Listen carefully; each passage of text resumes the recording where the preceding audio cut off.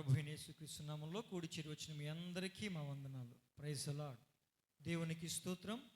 ఈ సమయంలో ఈనాటి వాక్య ధ్యానంలోనికి వెళ్ళిపోదాం. ఈనాటి వాక్య ధ్యానము కొరకై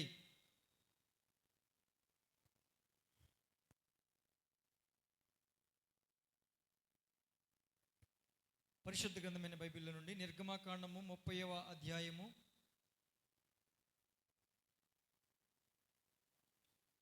నిర్గమాకాండము 30వ అధ్యాయము 34, 35 వచనాలు.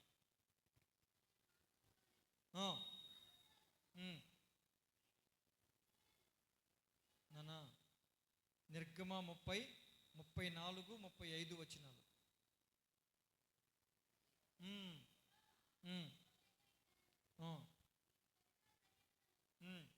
అనగా జటామాంసి, గోపీచందనము, గంధపు చెక్క అను ఈ పరిమళ ద్రవ్యములను, స్వచ్ఛమైన సాంబ్రాణిని సమభాగములుగా తీసుకుని వాటితో ధూపద్రవ్యమును చేయవలెను. చాలండి. ప్రియమైన దేవుని బిడ్డలారా, అసలు మనం ఏం ధ్యానం చేస్తున్నాం? మందిరం కోసం ధ్యానం చేస్తున్నాం. ఎక్కడి వరకు వచ్చాం? పోనీ ఏమేమైంది? ఆవరణమైంది, బలిపీఠమైంది, గంగాళమైంది, దీపవృక్షమైంది, రొట్టెల బల్లయింది. ఇప్పుడు ఎక్కడికి వచ్చాం? ఇక్కడ ఉంటుంది ధూపవేదిక. ఇదంతా అతి పరిశుద్ధ స్థలం అనుకుంటే ధూపవేదిక ఎక్కడ ఉంటుంది నాన్న? ఇక్కడ ఉంటుంది. ఇక్కడ కరుణాపీఠం, దేవుని మందసం ఉంటుంది. ఓకేనా? ఇప్పుడు ఈ ధూపవేదిక దగ్గరికి వచ్చాం. ధూపవేదిక అంటే ఏంటి? ధూపము వేసేది. అంతేనా? అంతేనా? ధూప వేదిక. కళావేదిక అంటే ఏంటి? వారి వారి టాలెంట్ని ప్రదర్శించేది. మరి ధూపవేదిక అంటే ఏంటి? ధూపాన్ని వేసేది.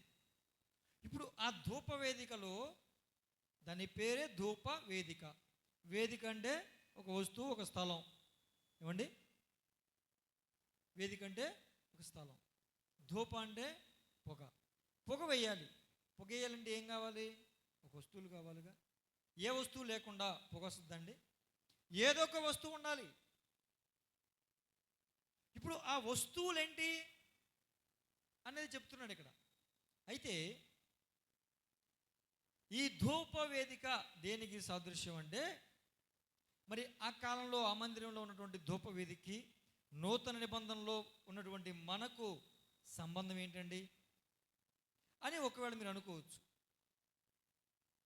దానికి మనకి అంత సంబంధం ఏముంది? ఇప్పుడు మనం పొగ వేయాల్సిన అవసరాలు ఏమీ లేవు కదా. ధూపవేదిక అంటేనే ధూపము, ధూపం అంటే పొగ.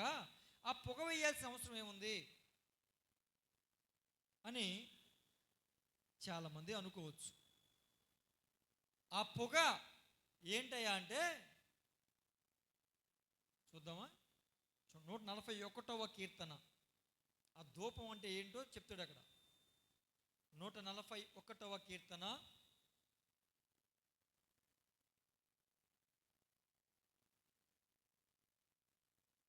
2వ వాక్యం.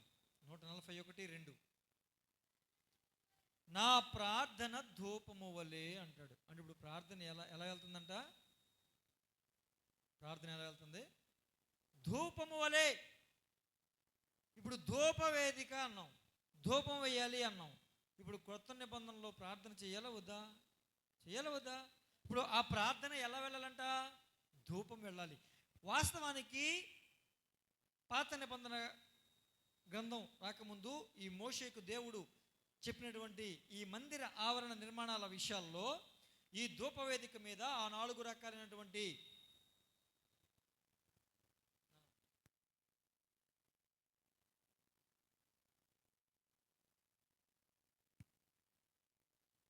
దాని మీద వేసినప్పుడు ఆ ధూపం ఉంటుంది. ఆ ధూపం అలాగ కొంచెం ఎగసి పైకి వెళితే ఆ వేసిన ధూపాన్ని బట్టి దేవుడు ఆ ధూప సువాసనను బట్టి కరుణాపీఠం మీదకి దిగి వచ్చి ప్రభు మాట్లాడతారు. అర్థమైందండి? అంటే ఇప్పుడు ఈ ధూపము ఇప్పుడు ఎలా వేయాలి? మనం ప్రార్థన రూపంలో వేయాలి. చాలామంది ధూపాలు వేస్తూ ఉంటారు. పొగేస్తారా? ఏ పొగేస్తున్నారు చాలామంది? ఓరి నాయన, ఇక్కడ పెడతారు స్టేజ్ మీద. పెడతలేదు, నీకు తెలియదా? వాక్యం చెప్తుంటే ఏమొస్తుందండి? అటు నుంచి పొగ, ఇటు నుంచి పొగ, ఆ పొగల మధ్యలో తలలాడే లైటింగ్లు.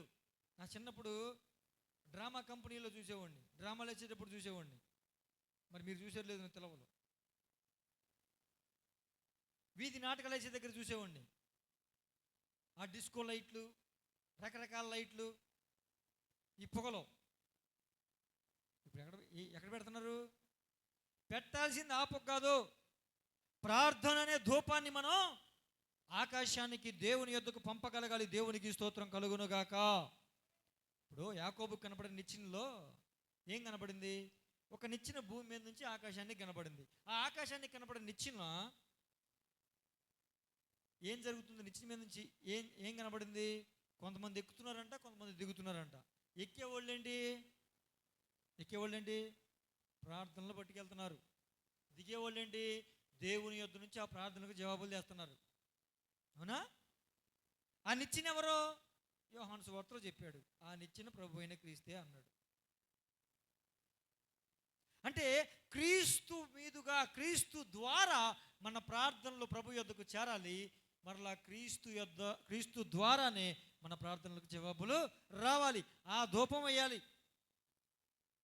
ప్రార్థన అనే ధూపం వేయాలి.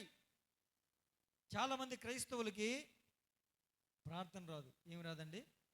చెప్పాలి. ఏమి రాదు? ప్రార్థన రాదు. మళ్ళీ ఎప్పటి నుంచి క్రైస్తవులు అని చెప్పుకుంటారు? పుట్టినప్పటి నుంచి మేము క్రైస్తవులమేనండి అని చెప్పుకుంటారు. దైవజనులు ప్రార్థన ఇచ్చారనుకోండి, పాపపు ఒప్పుకోలు ప్రార్థన. పాపపు ఒప్పుకోలు అంటే ఏంటి? దాని అర్థం పాపాన్ని ఒప్పుకుంటూ చేసే ప్రార్థన, పాపపు ఒప్పుకోలు ప్రార్థన. అవునా? శుద్ధీకరణ జరిపించాక ప్రార్థన చేయండి అంటారా? అప్పుడు ఏం చేయాలి? ఏం చేయాలండి? పాపాన్ని ఒప్పుకుంటూ, అవిధేయతను ఒప్పుకుంటూ, క్షమించు ప్రభువా, మరలా ఇంకోసారి చేయనయ్యా అని మన తప్పులు, పాపాలు, అవిధేయ క్రియలన్నీ ఒప్పుకుంటూ ప్రార్థన చేయాలి.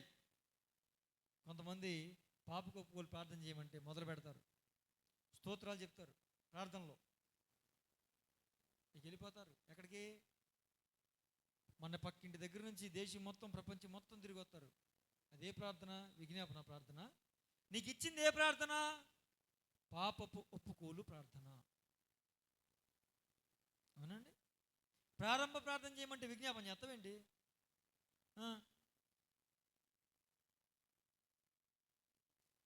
ప్రార్థనకు సమయము, సందర్భము ఉంటుంది.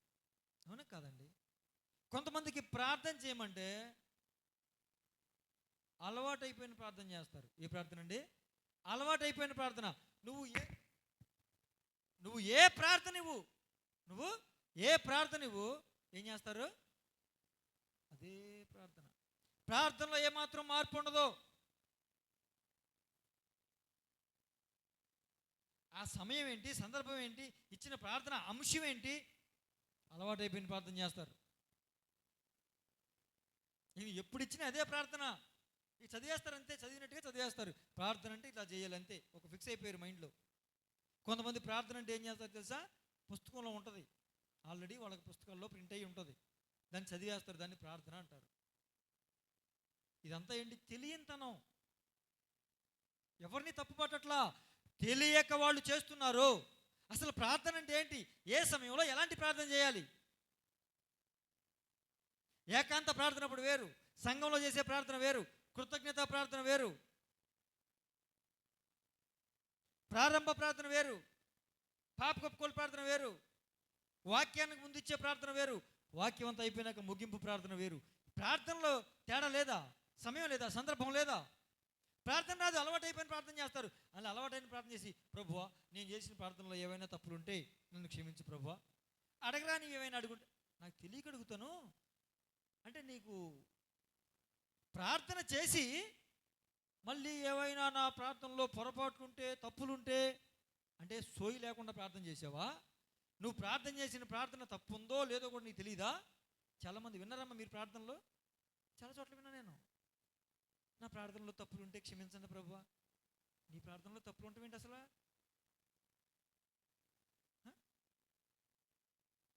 ప్రార్థన అంతా చేసేసి మళ్ళీ ఏమంటారండి? ప్రభువా ఒకవేళ అడగరా నీ ఏమన్నా అడిగితే నన్ను క్షమించు ప్రభువా. ఏం చేయాలంట? అడగరా నువ్వు అడిగితే ఏం చేయాలంట? అసలు అడగరా అని నువ్వు ఎందుకు అడుగుతున్నావు? నా ప్రశ్న. అడగరా అని నువ్వు ఎందుకు అడుగుతున్నావు? మళ్ళీ ఫ్రంట్ లైన్లో ఉంటారు, మేము సీనియర్ మోస్ట్ అంటారు, మేము ఎప్పటి నుంచో క్రైస్తవులు అంటారు. ఓరే నీ వయసు మా అనుభవం అంత లేదు, ఒప్పుకున్నా. నా వయస్సు మీ అనుభవం అంత లేదు, నా వయస్సు నీవు ప్రభువుని రక్షణ తీసుకున్నంత లేదు, నా వయస్సు నీవు సేవ ప్రారంభించినప్పటి నుంచి లేదు. నిజమే, ఒప్పుకుంటా. ఇప్పుడు ఎవరికేంటి? నా వయసు నీ అనుభవం అంతా లేదు, నిజమే, 100% నిజమేనండి. నా వయసు మీ అనుభవం అంతా లేదండి అని నేను ఒప్పుకుంటా. నేను తప్పేం కాదు, నిజమే, చిన్నోడిని ఒప్పుకుంటా. ప్రయోజనం ఏంటి? మెతుషల అందరికన్నా ఎక్కువ సంవత్సరాలు బతికాడు. ప్రయోజనం ఏంటి? ఏ ప్రయోజనం లేదు. ఒక బలిపీఠం కట్టినట్టు కానీ, ఒక ప్రార్థన చేసినట్టు కానీ, దేవుని పరిచయం చేసినట్టు కానీ, దేవుని కోసం ఏదైనా ఒక వస్తువు చేసినట్టు కానీ, ఏమన్నా చేసినట్టు ఒక్క మాట లేదు. ఆదాము 930 బతికితే మనోడు 969 బతికాడు. ఏం ప్రయోజనం? అడగరాని ఉంటే క్షమించాలా? అసలు అడగరాని ఎందుకు అడుగుతున్నాం? ఎప్పటికి నేర్చుకుంటాం? నేను అనేది కొత్తగా రక్షించబడిన వాళ్ళు వాళ్ళకి ప్రార్థన తెలియదు, కొత్తగా ప్రభువులోకి వచ్చిన వాళ్ళు వాళ్ళకి ప్రార్థన తెలియదు, లేదా కొత్తగా సంఘానికి వాళ్ళు క్రైస్తవ కుటుంబంలో పుట్టినా సరైన ప్రార్థన అనుభవాలు ఉన్నటువంటి మందిరానికి వెళ్ళకపోయిన కారణం చేత వాళ్ళకి ప్రార్థన రాదు. ఓకే, మరి ప్రార్థన రానప్పుడు ఏం చేయాలి? చెప్పాలి. ఏం చేయాలి? నేర్చుకోవాలా వద్దా? నేర్చుకోవాలా వద్దా? మరి ఎప్పటికి నేర్చుకుంటావు? ఏ సమయంలో ఎలాంటి ప్రార్థన చేయాలో జ్ఞానం ఇయ్యి ప్రభువా అని ఎవరిని అడగాలి? దేవుణ్ణి అడగాలి. ఎవనికైనా జ్ఞానము కొదువుగా ఉన్న ఎడల వాడు దేవుని అడగవలను, ఆయన ఎవరిని గద్దింపక ధారాళముగా దయచేయువాడు.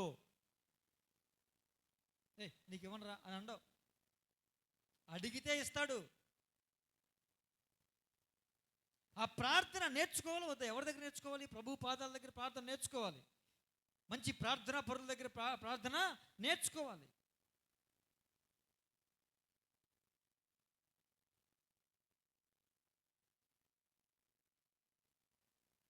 కొంతమందికి ఆహార పదార్థాలు పెట్టి ప్రార్థన చేయమంటే ఏం చేస్తారండి?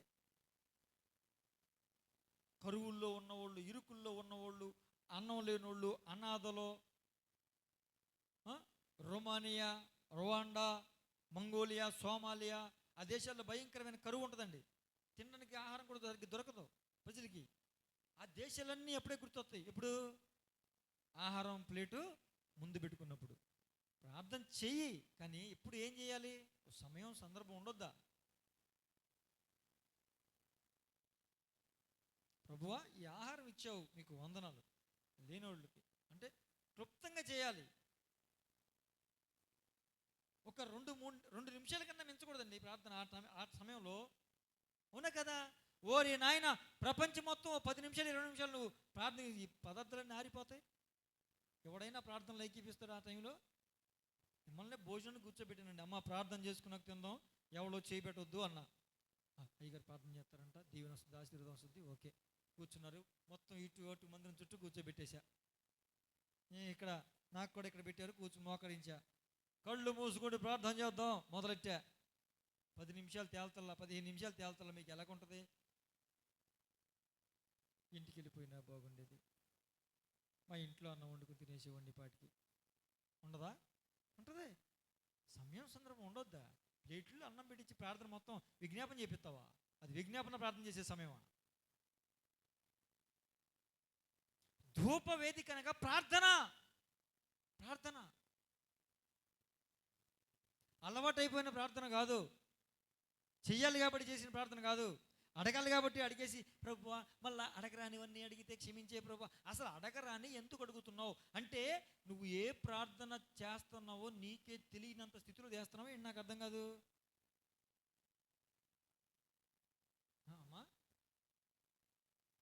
అమ్మా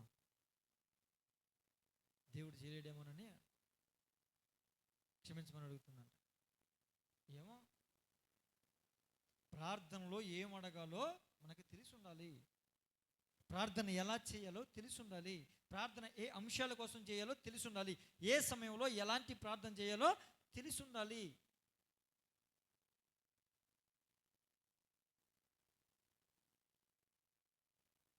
మనకెవరైనా కొన్ని సందర్భాలు ఉంటాయి.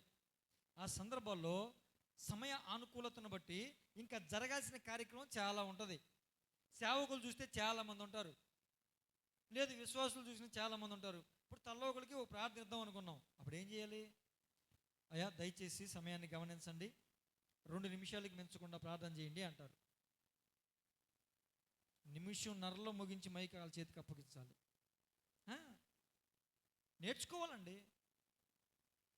కొంతమంది సంఘంలో ప్రార్థించినప్పుడు ప్రార్థన చేయండి అన్నప్పుడు నీ ఇష్టం, ఆ అంశానికి సంబంధించి నువ్వు ఎంతలాగా ప్రభు పాదాలు పట్టుకుని గోజులాడగలవో అంతలాగా గోజులాడు.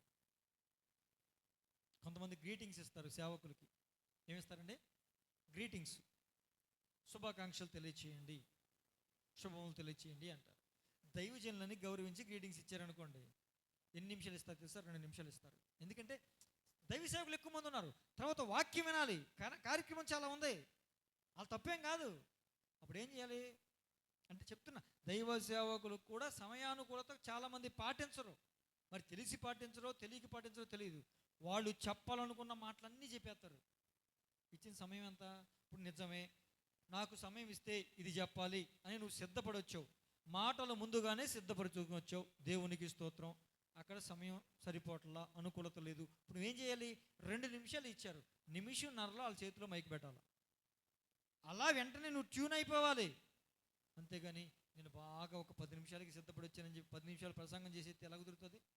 కొంతమంది 2 నిమిషాలు ఇస్తే వాక్యం తీసి అమ్మ మీ అందరికీ వందనాలు, మీకు వందనాలండి, మీకు వందనాలు, మీకు వందనాలు, అమ్మ వందనాలు, అమ్మ వందనాలు. నిమిషం ఎగిరిపోయిందా? మళ్ళీ బైబిల్ అప్పుడు తీస్తాడు రిఫరెన్స్ కోసం, 1/2 నిమిషం ఎగిరిపోయింది. నిర్గమాకాండం 30వ అధ్యాయం 34, 35 వచనాలు ఎవరైనా చదువుతారా? ఇచ్చిన సమయం ఎంత? ఈ లోపల 2 నిమిషాలు. ఏమండి 2 నిమిషాలు వెళ్ళిపోయింది. 2 నిమిషాలు ఇస్తే ఇక మనిషికి వందనాలు వద్దు. అక్కడ ప్రాముఖ్యమైన పర్సన్ ఎవరైనా ఉంటే వాళ్ళకి, దైవజనులందరికీ వందనాలు, కూడి చేసిన మీ అందరికీ వందనాలు. 10 సెకండ్లోపు తెగొట్టేయాలి ముచ్చట. ఎవడేమనుకుంటే మనకెందుకు? 2 నిమిషాలు ఇచ్చారు కదా, 2 నిమిషాల లోపల మ్యాటర్ తగ్గేసి వాళ్ళ చేతిలో పెట్టేయాలి మైక్, అంతే. సమయం చెప్పకపోతే నువ్వు తీసుకో. అంటే దీన్ని ఏం చెప్తున్నానంటే, ప్రార్థన విషయంలో కూడా సమయాన్ని పాటించాలి, సందర్భాన్ని పాటించాలి, జ్ఞాపకం ఉంచుకోవాలి. నీకు ఇచ్చిన అంశం ఒకటైతే, కొంతమంది అంశం చేయండి అమ్మా అంటే ఆ అంశం చేసేది 10 నిమిషాలు 5 నిమిషాలు అయితే, ఇలా కుటుంబం, ఇలా పిల్లలు, ఇలా పిల్లలు అమ్మో నన్ను ఎంత భక్తిలాగా ఉంచావు ప్రభువా, అంత భక్తి చేసేదానిలాగా ఉంచావు ప్రభువా, అయ్యో నన్ను మందిరానికి తోడుకొచ్చావు ప్రభువా. నీకు ఇచ్చిన అంశం ఏంటి? నువ్వు చేసే ప్రార్థన ఏంటి అసలు? ఏ అంశం ఇస్తున్నారు? నీకు ఇచ్చిన అంశం చేయి. నీ కుటుంబం కోసం వ్యక్తిగతంగా చేయి ప్రార్థన. వ్యక్తిగతంగా చెయ్యం, నలుగురు చూడొద్దేటి. అమ్మో అక్క ఎంత ప్రార్థనా పుర్రాలు, అమ్మో ఆ తల్లి అసలు అబ్బో ప్రార్థన మొదలు పెడితే అని అనుకోవాలని వాళ్ళు అనుకుంటారు. వీళ్ళు అనుకుంటారు ఈవిడు మొదలెట్టిందిరా బాబు అనుకుంటారు కదా. ఈవిడ ఫీలింగ్ ఏంటంటే అసలు నేను ప్రార్థన చేస్తే అని వాళ్ళందరూ పొగడాలని వాళ్ళు అనుకుంటారు.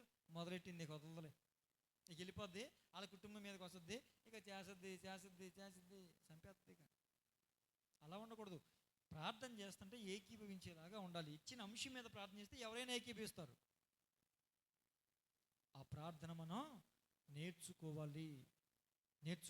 దేవునికి స్తోత్రం, హల్లెలూయా. హల్లెలూయా. ప్రార్థన క్రైస్తవ జీవితానికి చాలా చాలా ప్రాముఖ్యం. ప్రార్థన చేస్తుండగానే ఆకాశం తెరవబడింది. ప్రార్థన చేస్తూ ఉండగానే భూమి కంపించింది. ప్రార్థన చేస్తూ ఉండగానే పరిశుద్ధాత్మ అగ్ని అభిషేకం వారి మీదకి వచ్చింది. ప్రార్థన చేస్తూ ఉండగానే బంధకాలు తెగాయి. అవునా కదా? ప్రార్థన చేస్తూ ఉండగా వారి ముఖ ప్రకాశించింది. ఇన్ని కార్యాలు ప్రార్థన చేస్తున్నప్పుడు, చేసినా కాదు, చేస్తున్నప్పుడే జరిగాయి. కాబట్టి మనము ప్రార్థన చేయాలి. దేవునికి స్తోత్రం. క్రైస్తవునికి ప్రార్థనా జీవితం అంత ప్రాముఖ్యం. ఇంకొక ప్రాముఖ్యమైనటువంటి విషయం చెప్పనా? ఇంకొక ప్రాముఖ్యమైన విషయం ఏంటంటే, పాపము ద్వారా దేవునికి మనిషికి సంబంధం తెగిపోయింది. అవునండి? అది ప్రార్థన ద్వారా మరలా తిరిగి కలుపుకోే అవకాశాన్ని ప్రభు కల్పించారు. దేవునికి స్తోత్రం. వాక్యం వినడం ద్వారా నువ్వు దేవునితో సంబంధం తిరిగి పునఃప్రతిష్ఠించబడదు. వాక్యం ద్వారా బలపడతావు. తెగిపోయిన బంధం మళ్ళా అతకదు. వాక్యాన్ని విని పశ్చాత్తాపపడి నువ్వు ప్రభుకి ప్రార్థన చేస్తే, ప్రార్థన ద్వారా మాత్రమే ప్రభువు నిన్ను క్షమించి దేవుడు మరలా నీతో బంధాన్ని ఏర్పరచుకుంటారు. దేవునికి స్తోత్రం. అర్థమైందా? పాపము ద్వారా పోయిన బంధాన్ని ప్రార్థన ద్వారా మరలా తిరిగి పొందుకునేదే ప్రార్థన. అంత శక్తి ప్రార్థనకు ఉంది. దేవునికి స్తోత్రం కలుగును గాక. కనుక మన జీవితంలో ప్రార్థన మనం చేయాలి. దేవునికి స్తోత్రం. హల్లెలూయా, హల్లెలూయా. కొంతమంది ప్రార్థన చేయమంటే పొద్దున్నే 1 నిమిషం ప్రార్థన చేస్తే చేస్తారు, లేకపోతే లేదు. వెళ్ళిపోయేటప్పుడు దేవా పగలంతా కాపాడినైనా ఆమె చేస్తున్నాం నడుతుంటారు. ఆమె టైం ఉండదు. రాత్రి వచ్చాక ప్రభువా ఆయన నీకు స్తోత్రం, కడుపు నిండింది, అంతా అయిపోయింది, నిద్ర వచ్చేస్తుంది, అలసిపోయాడు. ప్రభువా పగలంతా కాపాడేవయ్యా, రాత్రి అంతా కూడా కాపాడేసి నడుతుంటారు. ఆమె నిమిషం కూడా ప్రార్థన చేయడు. అలా మనం ఉండకూడదు. దేవునికి స్తోత్రం కలుగునుగాక. ఇంకొక మాట చెప్పనా? బయట బలిపీఠం కానీ గంగాళం కానీ ఏమండి ఉన్నాయి కదా, లోపల ఉన్న వస్తువులు ఉన్నాయా? మందసం అతి పరిశుద్ధ స్థలంలో ఉంటుంది. ధూపవేదిక, క్షమించాలి, దీపవృక్షం, సముఖ రొట్టెల బల్ల, వీటన్నిటికన్నా ఎత్తు ధూపవేదికని చేయమన్నాడు. వాటన్నిటికన్నా ఎత్తు ఏది ఉండాలంటండి? అంటే నీ అన్నిటి విషయాల కన్నా కూడా, అంటే నీ సమర్పణ జీవితం కన్నా, నీ నీవు శుద్ధీకరించుకునే ప్రార్థన కన్నా, విషయాల కన్నా, సంగతుల కన్నా, అభిషేకం కన్నా, సహవాసం కన్నా కూడా నీ ప్రార్థనా జీవితమే ఎక్కువ ఉండాలి. దేవునికి స్తోత్రం కలుగునుగాక. మనలో లేనిదే అది. మిగతావన్నీ ఎక్కువ ఉంటాయి, అదొకటే ఉండదు. అదే దేవుని బిడ్డలారా, ప్రార్థన చేయాలి. ఇప్పుడు ఎలా వేయాలంటున్నాడు? 4 రకాల వస్తువులు చెప్పాడు. ఎన్ని రకాల వస్తువులు చెప్పాడండి? 4 రకాల వస్తువులు చెప్పి ఆ 4 సమభాగాలుగా వేయాలి అంటున్నాడు. 4 సమభాగాలుగా వేయాలి. ఎక్కడ వేయాలి? 4 వస్తువుల్ని పొడిలాగా చేసి ఆ నిప్పుల మీద వేయాలన్నాడు. సమభాగాలుగా చేయాలి అన్నాడు. ఇప్పుడు ధూపము అంటే ప్రార్థన అని అర్థం చెప్పాడుగా. మరి జటామాంసి, గోపీ చందనము, గంధపు చెక్క, స్వచ్ఛమైన సామ్రాణి, వీటికి కూడా అర్థాలు ఉంటాయిగా. ఏదో అర్థం దాగే ఉంటుందిగా. అవునా కాదండి?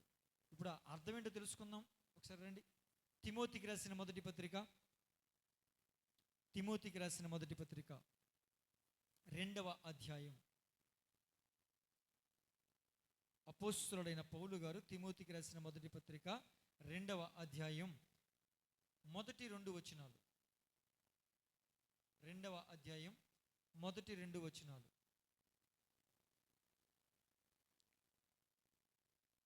మొదటి తిమోతి 2:1-2 వచనాలు.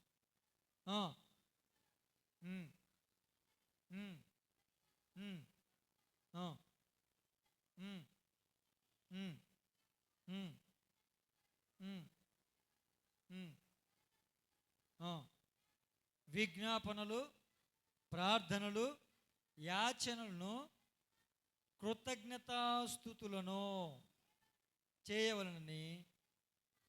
చాలండి. అక్కడేమన్నాడండి?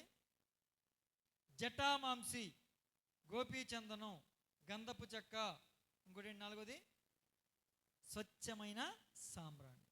ఇక్కడ ఏం చెప్తున్నాడు? జటామాంసి దేనికి? విజ్ఞాపన ప్రార్థనకి. గోపీచందనం ప్రార్థనకి. గంధపు చెక్క యాచనకి. స్వచ్ఛమైన సాంబ్రాణి కృతజ్ఞత స్తుతులకు. ఇప్పుడు మీకు అర్థమైందా? 4 రకాల ద్రవ్యాలు చెప్పి, వస్తువులు చెప్పి, సమభాగాలుగా వాటిని తీసుకుని సమభాగాలుగా వాటిని కలిపి పొడి చేసి, అంటే అదొక పావు కేజీ, అదొక పావు కేజీ, అదొక పావు కేజీ, అదొక పావు కేజీ తీసుకోవాలి. అలాగా తీసుకుని ఏది ఎక్కువ ఉండకూడదు. పావు కేజీ, పావు కేజీ, పావు కేజీ, పావు కేజీ, వాటి మొత్తాన్ని పొడి చేసి కలిపి ధూప వేదిక మీద వేయాలి. అలాగే ఇప్పుడు ఇక్కడ 4 ఏంటి? విజ్ఞాపన, ప్రార్థన, యాచన, కృతజ్ఞత, స్తుతులు. వీటిని కూడా ఎలా చేయాలంట? ప్రార్థన సమభాగాలుగా చేయాలి. చాలామంది మ్యాక్సిమం ఇవి 4 సమభాగాల్లో చేయరు. కానీ అలా చేసి ధూపవేదిక మీద వేయాలి అని చెప్పాడు. నేను చెప్తున్నమాట, వాక్యం చెప్తున్నమాట. ఇప్పుడు విషయానికి వద్దాం. విజ్ఞాపన అంటే ఏంటి చెప్పునన్నా? ఇతరుల కొరకు ప్రార్థించటం. Very good. ఇతరుల కొరకు ప్రార్థించటం.